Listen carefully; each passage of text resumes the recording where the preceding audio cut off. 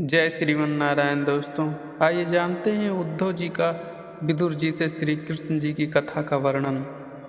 श्री सुखदेव जी बोले, हे राजा परीक्षित, जब विदुर जी ने सर्वप्रिय श्री कृष्ण जी के चरित्र को इस प्रकार उद्धव जी से पूछा तो उनको रोमांच हो गया, मानो श्री कृष्ण जी की अद्भुत लीलाओं का समस्त आख्यान उनके हृदय पटल को पार कर कंठ में आ पहुँचा। वह परम भक्त उद्धव जी श्री कृष्ण जी के ऐसे अनन्य भक्तों में से थे जिनकी कोई उपमा नहीं दी जा सकती। विदुर जी के वैसा पूछते ही उनका गला भर आया। वह एक क्षण के लिए मौन हो गए, क्योंकि जो उद्धव जी अपनी बाल्यावस्था में जब वे केवल 5 वर्ष के थे, तभी एक समय जब श्री कृष्ण जी की पूजा कर रहे थे तो उनकी माता ने उन्हें भोजन को बुलाया, परंतु वे पूजन छोड़कर भोजन करने न गए।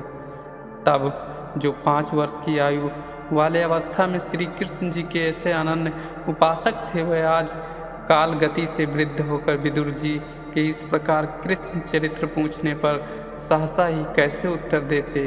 वह श्री कृष्ण जी के चरणों के अमृत से अत्यंत आनंदित हो नेत्रों से अश्रु प्रवाह करते हुए भगवत प्रेम में मग्न हो विष्णु लोक में गमन करने लगे। कुछ क्षण पश्चात जब वे ध्यान से उतरकर जनलोक में आए, तब वस्त्र से नेत्रों से पोंछते हुए बड़े आश्चर्य भाव से विदुर जी से बोले, हे साधु, अब श्री कृष्ण रूपी सूर्य के अस्त होने पर द्वारका के उन शोभाहीन घरों का जिन्हें काल रूप महासर्प ने सर्वथा ही ग्रास लिया है, उसका वहाँ का क्या कुशल समाचार कहूँ। ये संसार बड़ा ही भाग्यहीन है। यदुवंशी भी बड़े अभागे थे जो श्री कृष्ण जी के साथ में रहते हुए भी उन्हें ईश्वर परमात्मा के रूप में न जान सके। वह भाग्यहीन यदुवंशी तो श्री कृष्ण जी को यही जानते थे कि यह कोई प्रभावशाली एक मानव व्यक्ति है जो सर्वदा एक ही स्थान में रहते हैं। उन्हें यह ना ज्ञात हुआ कि वह श्री कृष्ण जी साक्षात विष्णु रूप हैं। परंतु उन तपहीनों को मैं क्या कहूँ जिन्होंने अपने अमूल्य मानव जीवन में ऐसा भयंकर भूल की है। अब वह श्री कृष्ण जी अपनी योग माया को साथ लिए सर्वदा के लिए अंतर्ध्यान हो गए हैं।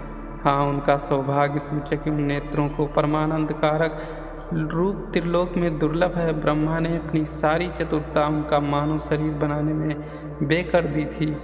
ब्रह्मा की सृष्टि में उनसे अत्यधिक सुंदर कोई नहीं था। श्री कृष्ण जी का प्रेम पूर्ण हास तथा रास और लीला ब्रजवासियों को मुग्ध किए रहती थी, परंतु जब वे द्वारका से परम धाम जाने लगे तो उनकी वो संपूर्ण योग माया जो सबको मोहित करती थी उनके साथ ही चली गई। इसीलिए उनके जो कार्य समाप्त नहीं हुए थे वैसे ही रह गए। हे विदुर जी, वे भगवान श्री कृष्ण जी ही बड़े बली थे, उनसे शत्रु थर थर काँपते थे। वास्तु कितने बड़े भाग्यशाली थे कि उनके घर में ईश्वर ने आकर जन्म धारण किया। उन भगवान की लीला परंपार है। उनके संबंध में वेद शास्त्र ऐसा कहते हैं कि जब जब धर्म की हानि होती है तब उग्र रूपों से शांत जनों को कष्ट मिलता है। जब दया करके कार्य कारण स्वामी आप भगवान महातत्व के अंश से मुक्त होकर अग्नि के ही समान प्रकट होते हैं, सो ऐसे कल्याण के धाम भगवान श्री कृष्ण जी का मथुरा से चले जाना मुझे महान खेदित कर रहा है। उसमें भी जब उन्होंने चलते समय अपने माता पिता के चरणों को छूकर ऐसे कहा, हे तात, हे हमें इस बात का बड़ा ही खेद है कि हमने जीवन में आपकी कुछ भी सेवा नहीं की, क्योंकि हम सभी लोग कंस से बहुत ही भयभीत रहा करते थे। सो आप हम सब लोगों के ऊपर प्रसन्न हों। श्री कृष्ण जी की यह बातें स्मरण करके मेरा चित्त बड़ा ही दुखी हो रहा है। श्री कृष्ण जी के चरण कमलों की धूल को सेवन करने वाला भला कौन होगा जो आज उनके वियोग से संतप्त ना हो रहा हो। हाँ, उन भगवान से चलती हुई भूलता रूपी काल से पृथ्वी का भार दूर कर दिया था। आप जो जानते हैं कि राजा युधिष्ठिर के राजसूय यज्ञ के समय कुवाची शिशुपाल का उन्होंने सिर काट लिया था। भला जिन श्री कृष्ण जी को प्राप्त करने के लिए योगी जन भली भांति संयम नियम पूर्वक अहनिर्षि योग रत रहते हैं, उन ईश्वर एवं शोभा संपन्न भगवान का वियोग भला कोई कैसे सहन कर सकता है। फिर इन्होंने सखा अर्जुन के बाणों से मारे गए सब वीरों को अपने धाम अर्थात वैकुंठ लोक में वास दिया है। श्री कृष्ण जी के समान इस संसार में आज दूसरा कोई नहीं है, फिर उनसे अधिक कोई कैसे हो सकता है। वह परमानंद स्वरूप संपत्ति से समस्त सुखों को प्राप्त तीनों लोकों के स्वामी हैं। उन्हें कर देने वाले लोकपाल अपने मुकुटों के अग्रभाग से उनके चरण पृष्ठ को प्रणाम करते हैं। हे विदुर जी, उनकी यह सेवा हम सेवक लोगों को आज दुखित कर रही है। भला वह श्री कृष्ण कैसे दयालु थे, जिन्होंने स्तनों में विष लगाकर आई हुई पूतना को मारकर माता के ही योग से उत्तम गति प्रदान की। तब भला उनसे अन्य हम किस दयालु की शरण में जावें। हे विदुर जी, क्रोध मार्ग से जिनका चित्र श्री कृष्ण जी में लगा हुआ है, उन दैत्यों को भी विष्णु जी का भक्त मानता हूँ, क्योंकि समर में जिन दैत्यों ने गरुड़ के कंधे पर सवार चक्रधारी श्री कृष्ण जी को आते हुए देखा है, वह दयारूप हैं। वह साक्षात ईश्वर परमात्मा अजन्मा सगुण निगुण सर्वत्र और सब में व्याप्त हैं। ब्रह्मा जी के प्रार्थना करने पर ही वह कंस के कारागृह वासुदेव के साकाश से पृथ्वी का भार हरण करने वाले देवकी के गर्भ से उत्पन्न हुए थे।